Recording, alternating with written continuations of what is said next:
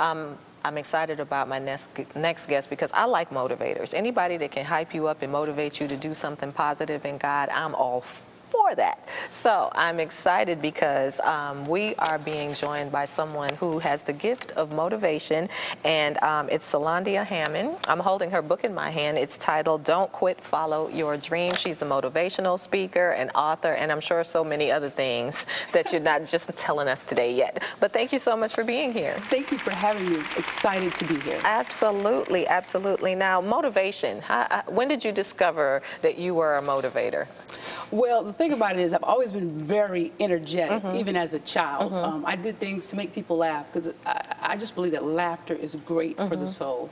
So I just didn't label it as a motivator. I just, was a clown and went around uplifting people, but it wasn't until after about 2011, after going through some things, I realized, you know what, I am a motivational speaker, and I think going through tumultuous situations helped to propel me to that platform. So okay. Now, when you say things, what kind of things did you go through that kind of help you to? Because I find that when people go through things,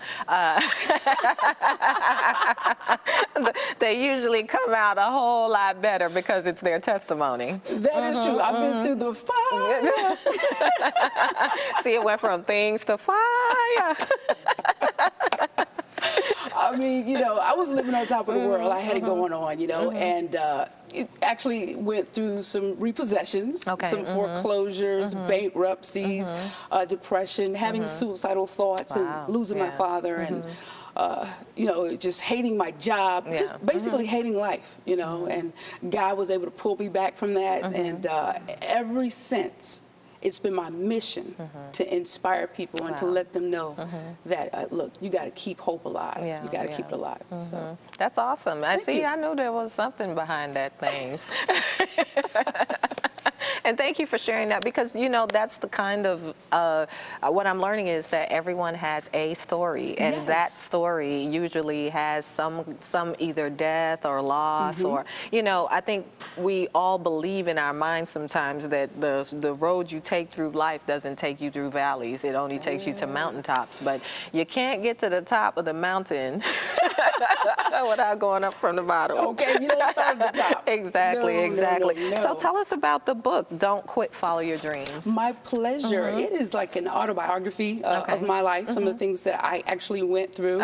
And it's also serving as an educational tool to help people identify their purposes, as well as to give them strategies to live in their purpose. Because a lot of motivational speakers, they come out and they make you feel good and get you pumped and get your energy going, but they don't leave you with strategies on how to carry that out. After you've left the conference, after you've left the church, now what can I do on a daily basis, to keep this thing going? So that's what the book does. It just tells you, hey, I'm a Southern girl. I went through these things. I'm human. This is my story. My story is unique to me, but in actuality, you can relate to it. And if God brought me out, He can do it for you. Exactly. What did Tyler said? Same guy back then, same guy now. So he can do it for you. Absolutely. So now, when you're out speaking, what are some of the common things that you feel you encounter that are those markers that you can see weigh people down? What are some people kind of? What causes us to stop? That is a great question. And there are a number of things. Definitely fear. Definitely self-imposed limitations. If we saw ourselves the way God saw us, I tell you, we would go through life fearless. You know what I'm saying? And that's how we're supposed to go through life, because we can do all things. And once I began to understand that, it's like, woo. But back to the question, fear, self-imposed limitations, doubt, lack of finances, and just low self-esteem happen to be the common characteristics that keep us from exceeding. And what about this one? How? How? Yeah, that's a great one. Big H-O-W stops a whole lot of people, doesn't it? Yes, it does. And laziness. Because if you aren't lazy, then you will have the spunk to go out and do the research to find out how. And even when you don't know all the information associated with the how, if you have the courage, you will take the first step, and somehow the how will be revealed. It will no longer be a mystery. Yeah, absolutely. So. I think that's awesome, because a lot of times what I've seen too is that, people have a desire, they have a goal, but when they start looking at their own dream, they get shell-shocked. They're like, wait, I'm trying to do what? Now how am I do that? Yeah, who am I? Exactly. I mean, who am I? I can't do that. Exactly, I'm not exactly. Oprah, you know? So exactly, but you know what? Oprah wasn't Oprah. Thank you. Come on. And then she was. Oprah wasn't Oprah, then she was. So what do you say to that, though? When you do look at these sometimes self-imposed limitations or the laziness or the fear or the lack of resources, because those things are legitimate sometimes. They I mean, are. if you coming out of bankruptcy or you've lost everything, where do you get the motivation to say, oh, okay, I can do this? Because you're at your lowest and you don't, if anything, your life is looking at you saying you really can't. Right. How do you get beyond that? That's when I think the true champion emerges, because you're at your lowest.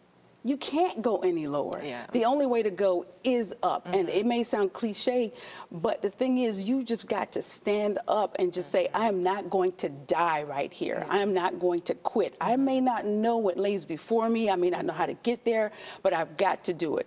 Now, some strategies that you can implement when you're at your lowest. You don't need to be hanging out with people that are lower than you. Yeah. You know, we don't want a pity party. You know, we don't need that. So we want to be around people that are positive, that are like-minded, that are going to pour into us. You know, we want to put good, positive things in our ears. We don't want to hear negative lyrics and music if we're at, you know, the lowest point in our lives. Give us some examples, though, because the one thing I do know is that I used to teach, and oftentimes children, students, you will tell them something, but they don't know how to do what you're saying. So if you have no connections whatsoever, but you want to get out there, what are some of the practical ways you would tell somebody, these are some of the things you can do or places you can go to start exposing yourself to different, because if everyone around you is a chicken, you're never going to be anything more than chicken.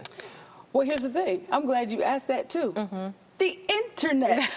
Yeah, true. It never sleeps. It's open 24/7. So even if you lack the finances, you know, even if you lack having that motivational person right here tapping you on the leg saying, don't stop, don't quit, there's the internet. I mean, you know, tap into that.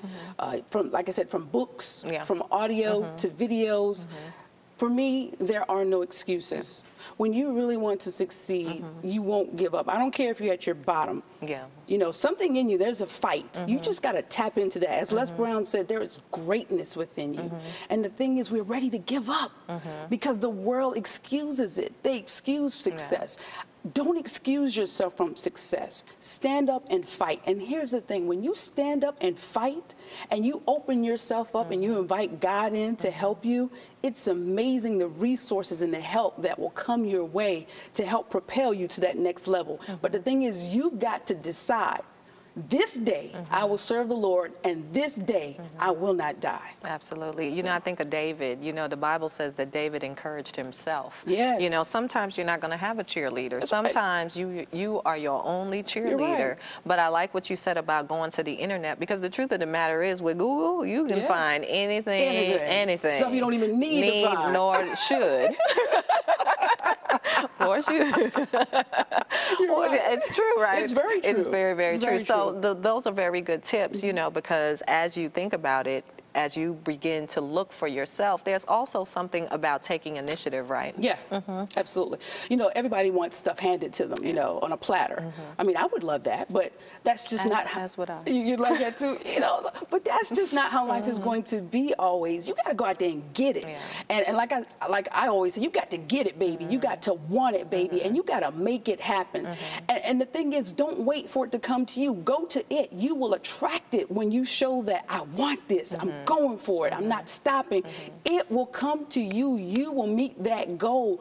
But you've got to put forth action. You've got to have initiative. Laziness is not going to cut the mustard. Yeah, it's not going to happen. Okay, I'm lazy though. Well, again, I'm practical. How can I get out of being lazy if I have trained myself to be lazy for the last 20 years? I'm going to I noticed I said 20. You said 20 years. Not 5, that's 20. a milestone. Because there are people, seriously, there are lazy people out there, and maybe they're hearing something, but they don't know how to not be lazy. Well, you know what? The same way you trained yourself, the same way you learned yourself to be lazy, you can unlearn yourself, and you can retrain your brain. Start telling yourself, even if you think it's lies at first, just start telling yourself, woo, I'm energetic. I'm going to make it happen today, baby. I'm going to succeed. I'm going to accomplish every goal. I'm beautiful. I'm more than enough. I am confident. Laziness, get thee behind me. I am going to make it happen because I am here for a purpose. Start telling yourself that, and pretty soon you'll begin to believe that. I want you to say it out loud, and I want you to write it, and I want you to start reading it and just associating yourself with positive things. And before long, your mindset will change. You will start to retrain the brain. Because we all have a soundtrack that plays in our head. Absolutely. And that self-talk is so important because what you will become what you profess, whether it's a silent profession or a audible profession, you're going to become what you believe, what you say to yourself. Yeah, absolutely. Words have power. That's right. I tell people that, whether it's spoken words or whether it's written words, words have power. You need to change your thoughts and your belief system, because I always try to tell people, listen, you're not an accident. You are not here to just wander around aimlessly. You are here for a purpose. Regardless of what people may think, what people may say, you were not sent here to fail. Now, in order to succeed, you are going to fail a few times. But the thing is, you've got to try. And once you try, you may fail. Now that you've failed, you've got to learn. Now that you've learned, you're going to eventually succeed. That's right. So you're not sent here to fail. But know that on the road to success, you will fail. But there are some great lessons in failure. As long as you don't quit, you're going to have everything that you were created to have. Let's talk about the infamous word, procrastination. Ooh, procrastinate. You know? Can I say that got me a few times? Let's talk about procrastination. I'm gonna take some water on that one.